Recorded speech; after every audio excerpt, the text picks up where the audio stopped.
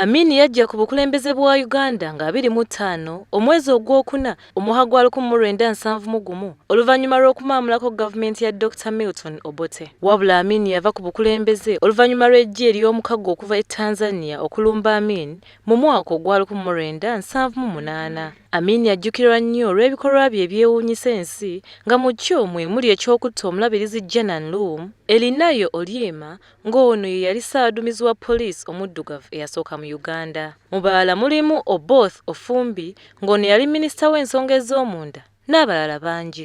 Ku ludda olulala, Amin ajjukirwa okugoba abayindi mu Uganda nga wano bannayuganda bangi we baafunira amaduuka ssaako n'ebintu ebirala oluvannyuma lw'abayindi okugobebwa mu mwaka gwa 1972. Wabula ku ludda olulala, Amin ajjukirwa okukomyawo enjole ya Ssekabaka Muteesa II nga kino Abaganda bangi baakisanyukira.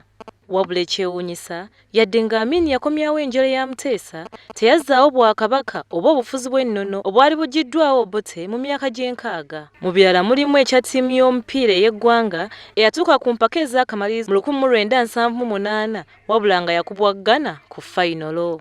Mu biseera bye nga Pulezidenti yayagalanga nnyo okuyitibwa ebitiibwa Field Marshal, Dr. Conqueror of British Empire, Life President, VC, DSO, MS n'ebirala bingi.